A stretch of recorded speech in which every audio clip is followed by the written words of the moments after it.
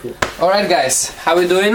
I have a friend here over, came all the way from Canada, second time already. He's a really good buddy of mine. We met through Equip to Endure, through Adam. He's a Daniel. He's really experienced, he's a nurse by trade, and he's really interested in all this medicine stuff, so he has stuff like outdoors, wilderness medicine and all that stuff. He has like trainings and all different things. He has actually a lot of different trainings going on now too. He's really that guy who goes out there and practice, practice what he preaches.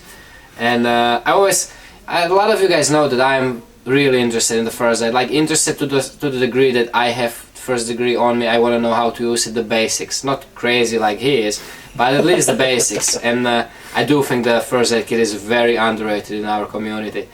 And he didn't really laugh me out, but I'm sure that in the back of his mind he was kind of laughing at my first aid kits.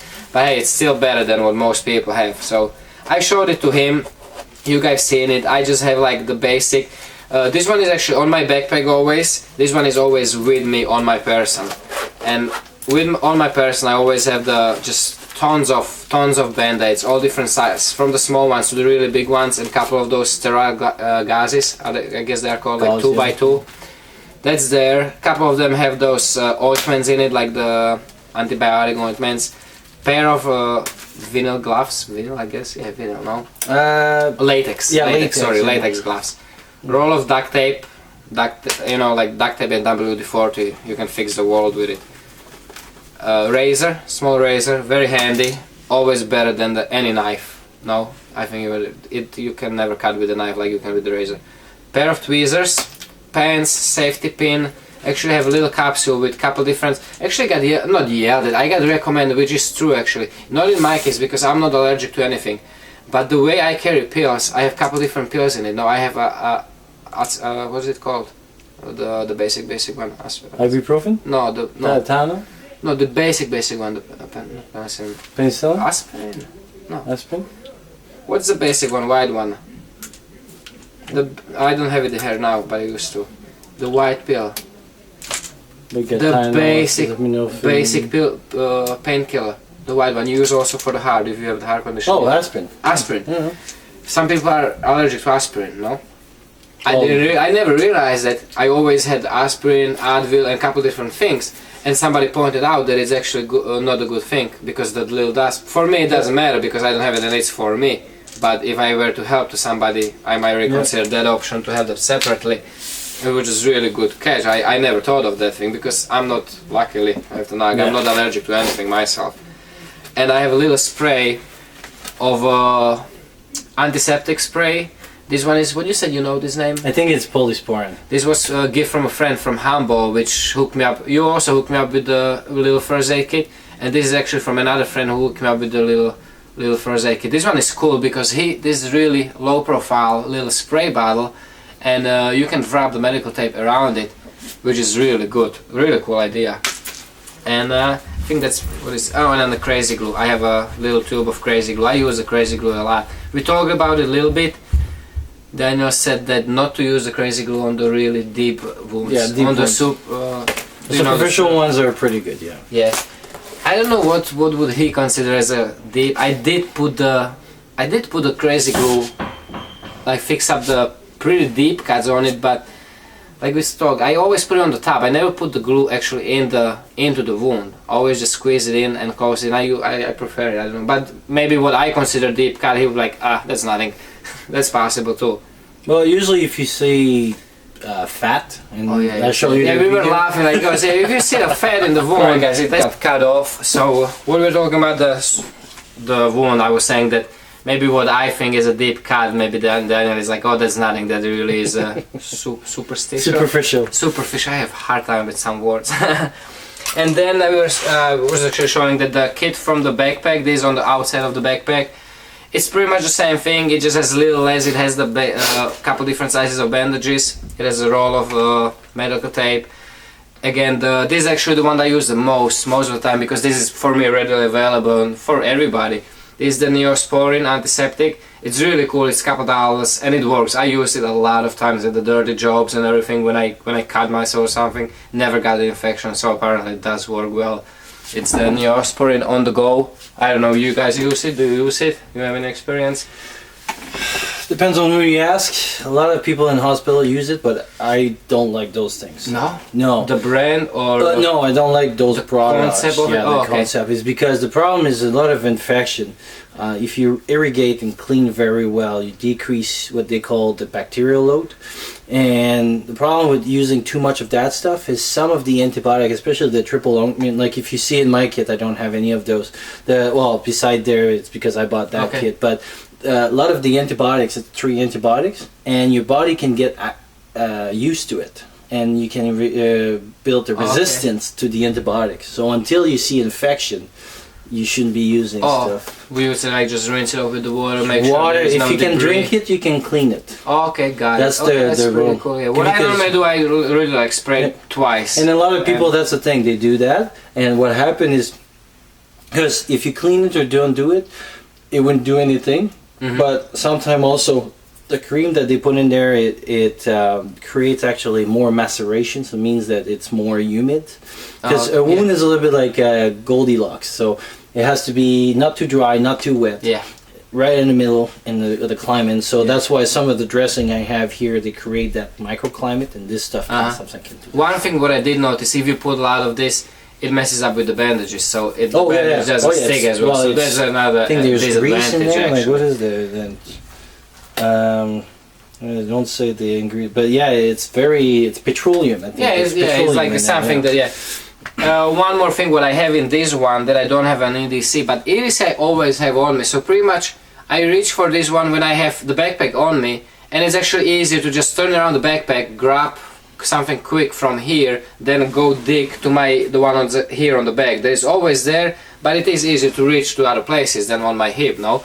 And I have a set of 4 of those tongue depressors, and a couple more Advil pills, couple more gloves, and one more thing that's kind of important because I don't want to clog the space in the one that is on my hip. I have the whole, like the sterile roll of gas, which is, this is handy, this is very important thing to have. It just, I think it is, because this, everything bigger. I don't have besides you have the high one, but I don't like gauzes because of the humidity that it contacts and stuff. Usually what I carry, and again I was saying but I'm talking about like something happens, I need to just wrap it so I can get myself somewhere. You need a big something. Well, the gauze, the better one is the vet wrap or the Coban. That's in the big backpack, yeah. That's better than that. That's the one that kind of like sticks to it itself. Actually, on my channel, I did a test one time, and I wrapped 4 fingers with some of this, some of Coban, those Band-Aid, and the other Band-Aid, and I put my hand in the water. And you should see the result after just 45 minutes of deep water. Like, because this keeps the soak, so it soaked your skin a lot more? It soaks, and just 45 minutes and my hand was already wet, like yellow, white, and when you take a shower, the bath too long.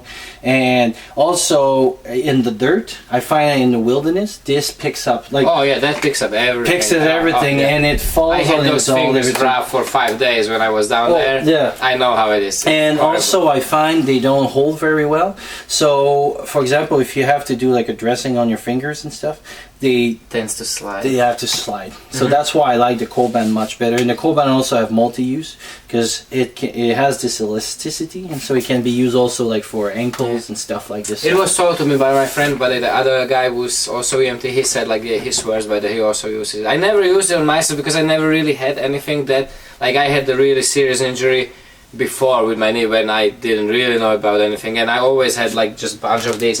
One thing actually what I did used to carry back then, what we had, because my mother used to have a problem with the knee, so she always had the elastic bandages. Those came pretty handy because those are the things that keeps the stuff in place. And this is the advantage. The Coban, it's like that and elastic. This one elastic band had a baby. This is Coban. Those are like. Did it originally came from the veterinary? Oh yeah, well, it's actually the same product, but because it's sell in the hospital, it's so. They probably had to go to different like certifications. So I think like the vet wrap is like $2, and the other one will be $5. Just because they had to do the certification. Whatever it's called. But it's exactly the same, because I saw some vet wrap. It's exactly the same thing, but One is in the vet, and the other one is in the hospital. So. Is often the same thing with the antibiotics. Antibiotics.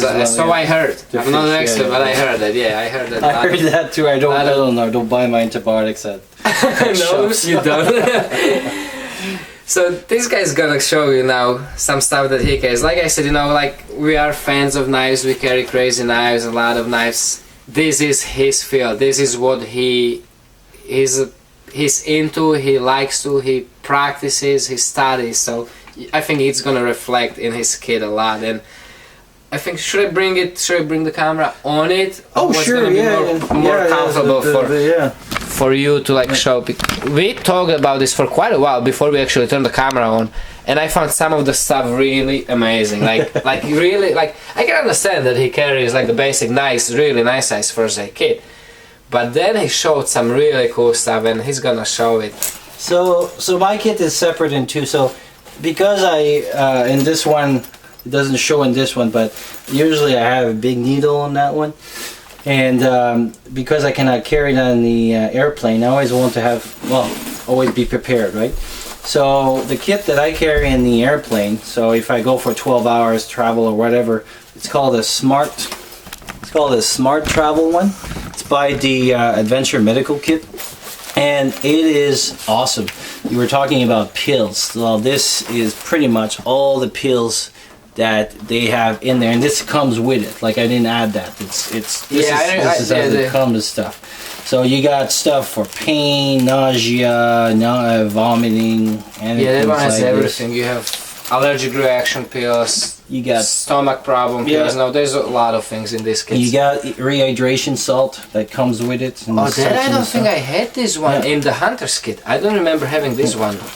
So it's again. This is that thing what we talk about. Yeah, there's like a mixture of salts and electrolytes. Well, yeah. So this one has sodium chloride, which is sodium, salt, potassium chloride, citrate, dehydrate, and glucose.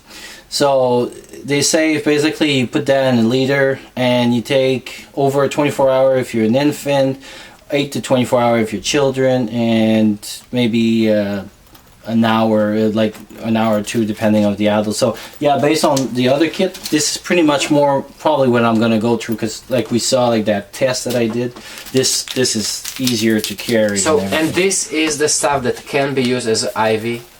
Could you? Well, not IV, orally. But oral rehydration, and we were talking about. So this we could use in the other way that we were talking about too. Because basically this is to get some nutrients to the body when something went bad. It has the basic. It really is like the stuff that is in the IV, but this one is made just to drink. An IV bag. So let's say you have a liter bag. Only 300 cc's of that bag will stay in your vein after an hour.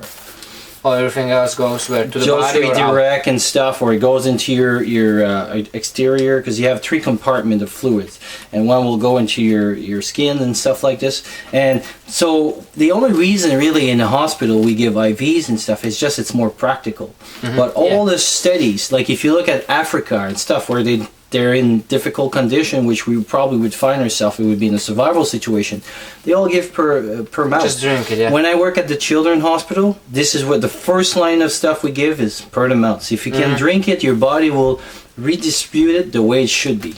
And the problem is, this is the problem, because giving IV, you have to have the right concentration, and a lot of stuff we don't have it. Even the sodium that we we give a liter of fluid. It is acidic in the concentration that it is, because of the concentration of the amount of sodium and chloride that it has is 144 chloride. So what happens is that your body pee the bicarb sodium and keeps the chloride, and basically now you become acidic in your body just because of the fluid that you give. Versus if you drink if you saw the shooter, don't just shoot it in your vein, just drink it. The shooter was pretty cool. It was a good movie. I have it on my iPhone and stuff. So it has medication and stuff, and then it has a little bit of wound care. It has a triple antibiotic. Like I said, not that it's not a good thing to not have, I like But, how it's like how they separate, because Oh, that yeah. bag is actually separated to the wound care and medication, which is like two main things. You know, that's where you have the pills and where you have And the then stuff at the to top fix yourself. it says it, and I don't know if it has that system, but those care, they have like the easy care thing, and actually you see they even have like a bag for Yeah, they always the biohazard, so you can put like your dirty dressings and stuff and clean your hands. So it has like bandage for blisters, and pretty much like the kind of is stuff. pretty popular actually. Yeah. So pretty much like, you know, how much things that can happen while you're going through. I mean, like, let's say you're flying through Nepal, which is like a 12-hour flight, and something happened in the airplane. I added up a little. Didn't come with it? I don't think so.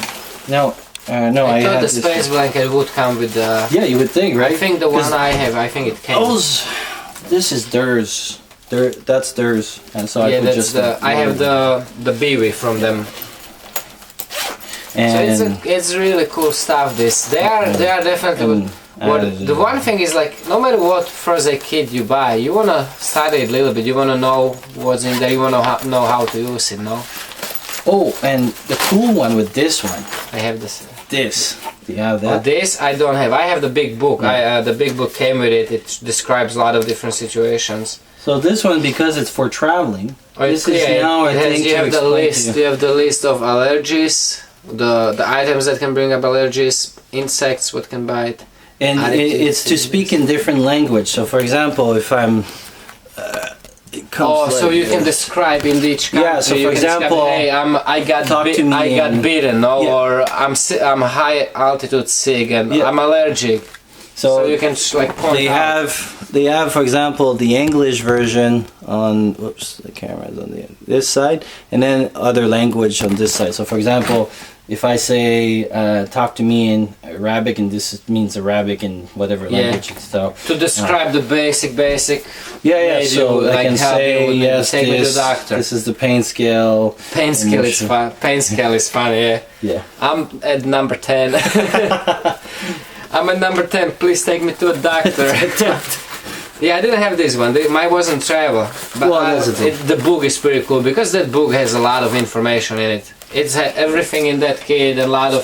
It's really like a small little first. Most of this stuff you do want to know before you actually get out there and need to use it. And you At can least buy the the books basics. separately, I think. Yeah. I think they sell that. I do recommend. Like I said Oh. in my previous videos, in Slovakia you have the first aid kit, the Red Cross first aid practice training. When you do the driver license, it's very strongly like supported. Like they teach you a lot in the school. It's not just like basics. They taught us how to do all different types. Of course, I don't remember most of it, but they taught you how different bandages. We talked about it. There's so many different types of how you're supposed to wrap something. It's just like wrap around.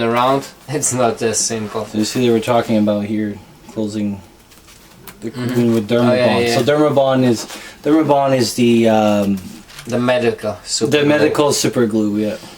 That friend who was EMT, he said that the super glue is pretty much the same exact thing as the medical. Oh yeah, super yeah. glue. The only thing is they change. So it's 2-octyl cyanocrylite, and the super glue is almost the same compound. It's just it has a little bit. It's more. This one is more secure and it burns less. The only thing is this one is more safer for the body. So I spoke with like toxicologists to ask them like, if I have super glue, can I get intoxicated? They said there's a chance if you use it deep, but you're not supposed to use it. I never even felt the burn. But they from said like the chance is like minimal, but they said it's just like it's gonna hurt like hell, and I never felt it. I always, like I said, always just close it on the outside as tight as I can, So and just kind of close it from the top so it never gets into the wound. So probably you were at the right lacerations. So, but yeah, I this can one imagine. I mean, it's nasty chemical. Like if you ever glued something, it burns your nose if you get those fumes as it cures. I can imagine it probably is not very pleasant if you get it into it's a the good bone. fire starter too. So Oh, yeah. that's why I like to have it in the kit.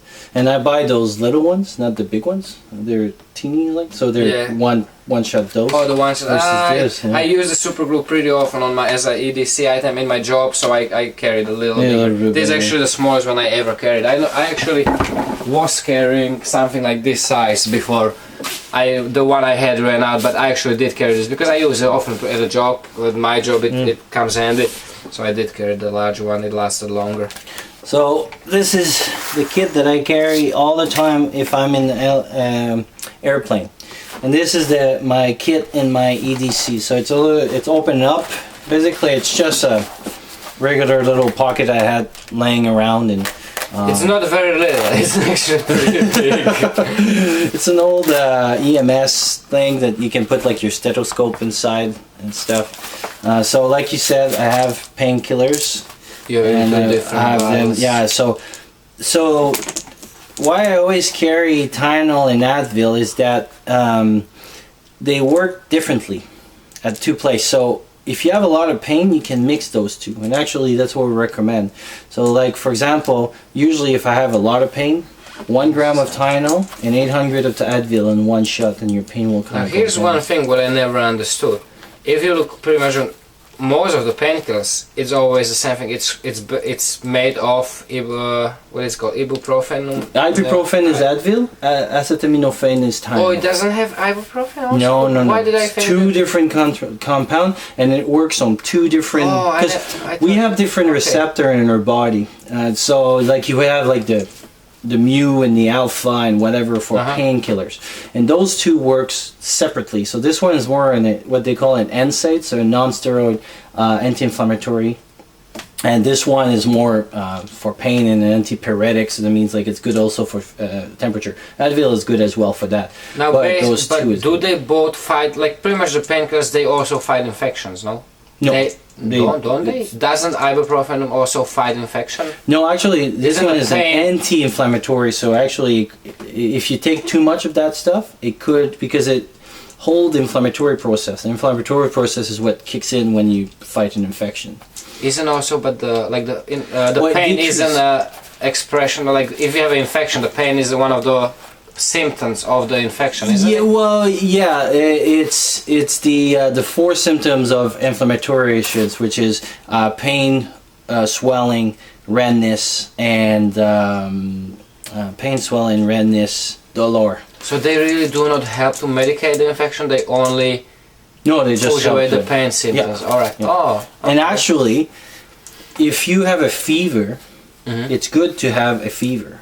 Because the problem is a lot of people. Heat kills the This is our way of biting, and a lot of people they go straight to the Tylenol or Advil if they have a lot of fever, and they try to keep the fever down. I grew up like when you're sick, you go to bed, you sweat. Oh, and you just stay in bed, you drink the tea, and you sweat, and that helps. It always helps. I mean, it was always tough as a kid to stay in that bed, but it always helped. And I still do it till this time. When I'm sick, I go to bed and I just keep on the blanket and I'm sweating. It helps. Oh yeah, keeping the body at the set. If it's not really high fever. Oh yeah, you know. Like if it goes to 39 to 40, then you're starting to kick it and stuff. But like for example, somebody uses Celsius. Oh yeah, everybody here uses Fahrenheit. I think 103, 109. I don't know.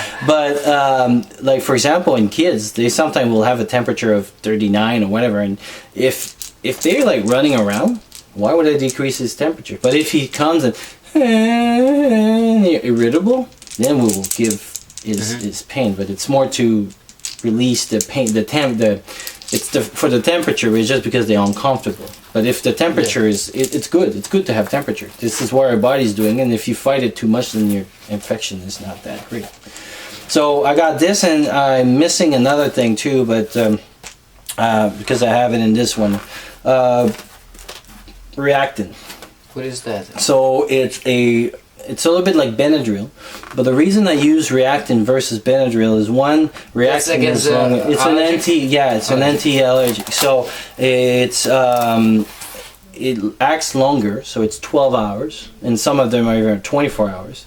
And they don't have the somnolence, so you don't feel sleepy. So if you take Benadryl, you'll be sleepy. Uh-huh. But if you take especially in a survival situation, then reactin is a little bit better for that than the other ones. So I think I have, Gloves, plenty of gloves. This was a very interesting thing. Yeah. Israeli bandage. Israeli bandage. I was always looking at it because when you like look Amazon or some other stuff for first aid parts like I normally do, this thing always pops up, and until he showed me the video I never researched it. I never was aware like what is it. I knew that it's probably something good because it's pretty expensive, and once we looked it up once he showed me the video, it is really nice type of bandage. It's like that wrap whatever type of bandage. Yeah, and as you can see, so this is the insert of the big packet. So usually they come in there's like a foiled around it, and then this is the inside. So I just keep the inside because of and he vacuum pack it and just to compress. Oh, this is like this. Oh, it is like that. Yeah, it's in the foiled like this. So this is how it comes. So that's why I take it off. Like, I mean, this is still sterile. Oh, okay. So I don't know why, because also you still have the information. On the other side there was information and stuff, but it is. I'm definitely getting it. Once I saw what you can do with it, how it is pretty big, but seeing what it can do and how useful it is in a serious wound, I'm definitely getting this for my kit. Like I'll keep it in the car or something. Not obviously not carrying on my person, but maybe either in the backpack or the car first aid kit is going into it. Because this is the, like we were saying, like in the video, there was even like abdominal, like any wounds, like the size from the abdomen to anything, you can pretty much use this. It's a serious bandage, yeah. And because it's my urban ADC, that's why I use that stuff. And then I have a triangular over here. And then I got the these are used tourniquet. These are used. No, those are open. It's just they're smush. Then I have the, which one is that?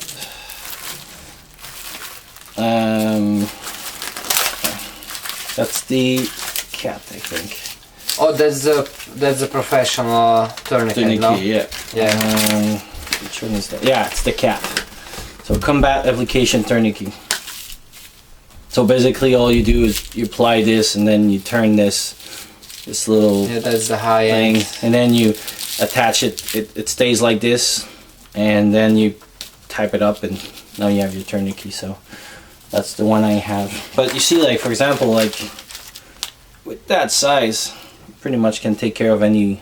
And the cool thing about this is even the Israeli bandage can be used as a tourniquet. Yeah, they were showing that on the video. Cool, yeah. Because you have the plastic that you can really use as a tourniquet. I mean, obviously you don't want to because it's so many things, other things that you can use for a tourniquet and keep that for the serious stuff. But so, and those are all my wound care stuff. And as you can see, I don't have gauze, and so they're a little bit more different. So in band-aids, I was telling you, I'm using those special band-aids. It's just they last longer.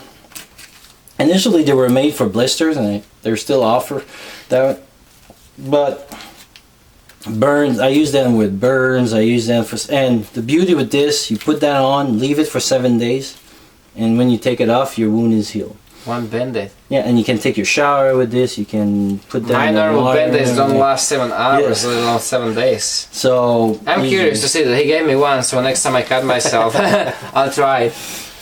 Yeah, you can practice with this one. And the other ones are Tegaderm, so basically I can do what we call window dressing, so I can put that on different stuff. And this is a little bit more expensive stuff. It's called Mepitel.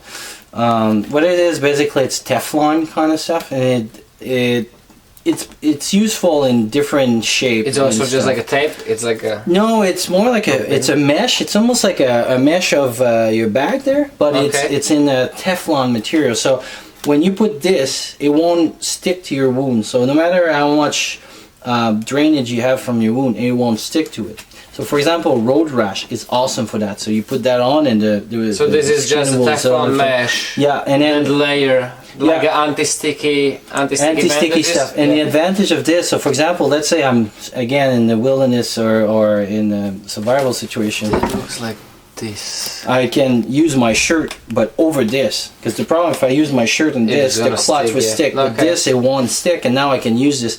And the beauty with this thing, you're not supposed to, but it can be reused. So you just clean it. Disinfect it, yeah. You just clean it and stuff and everything. Yeah, so you clean it with a little bit of soap and water and stuff. And the space blanket, kind of obvious. You see, he has 2 of them in there. And now is the cool stuff. This is what I want to see. Now he had this in a he did like the seal pack, like a foot. What you put in the foot in the, I don't know what would you call it. It's not vacuum pack, but those that you can seal off with the heat. And he pulled out a couple of very interesting things. Now, first thing would pop into my eyes, diaper. I mean, that's kind of obvious. A lot of you guys would realize all the different things that you can use the diaper from super heavy bleeding, fire starter. What else is it? Just a couple of different things. You can use it to filter water. And obviously you can use it as a diaper. You know, if somebody needs it. You know, an unconscious person. Now then he pulled out this, and this absolutely got my attention. Little bit of, what would you call it? Rubber. I would call it rubber hose.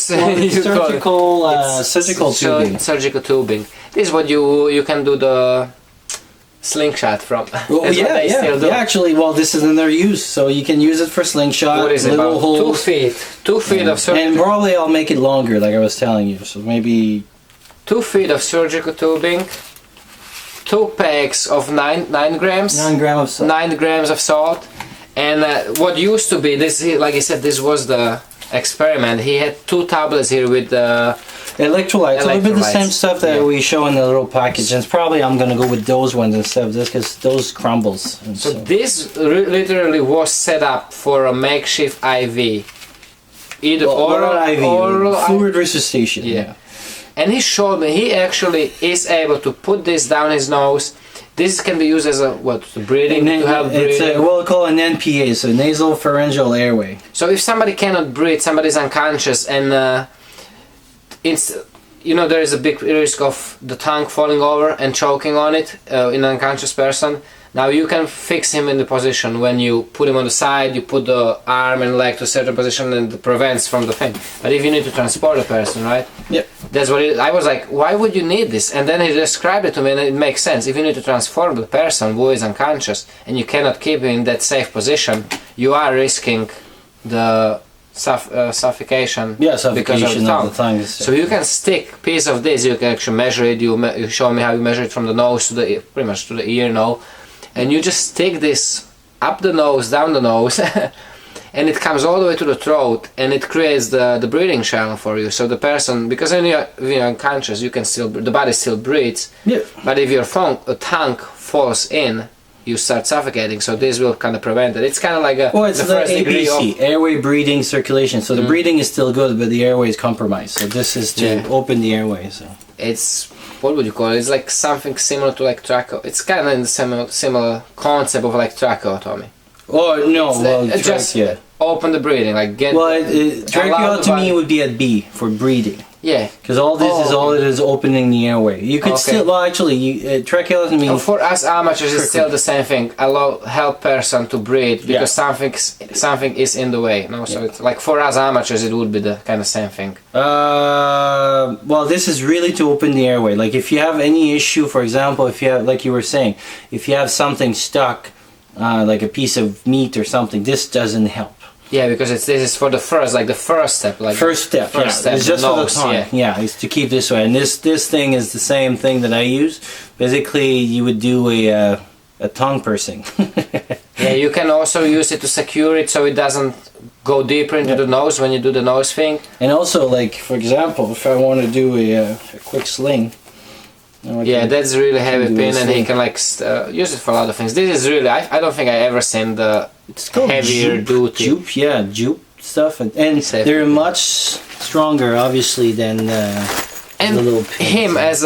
With the experience that he has, he can turn this also in the last ditch. He can turn this into regular IV if he really not IV, because IV is intravenous. But so it would be with your experience, could turn this auto into IV.